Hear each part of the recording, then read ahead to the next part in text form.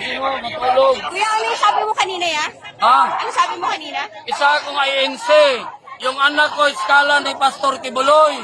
Second year of college, nursing. Ngayon, Tore, kung tanggalin o paalisin mo si Kibuloy dito sa Davao, o ipakulong mo, sino magpaaral sa anak ko? Tukulok ko kang Tore ka. Di dapat si Kibuloy mapriso. Sa tinood lang. Tricycle driver lang ko. Pero unsay gihimo nimo, Tore? Wala. Bias ka masyado. Bias ka. Ang polis Davao maayo. Pero unsay mong gikuha? Region 13 police. So means nahadlok mo. Hadlok mo kay dili na inyong lugar.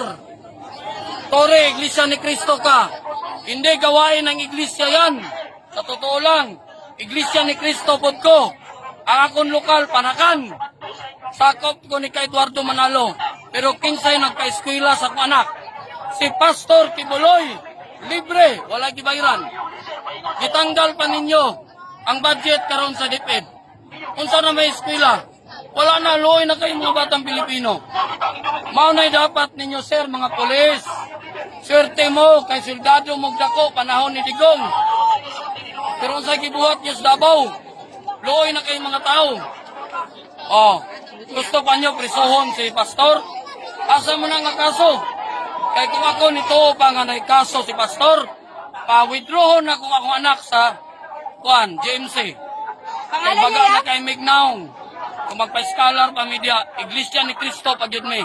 Diyaw, dahil kay Iglesia ni Cristo diyaw, nagtanaw. Oh, ay insi na si Tore. Ay insi na. Ano pangalan niyo po ya? Ha? Ano pangalan niyo po? Nel de Guzman. Thank you ya. Ako si Nel de Guzman.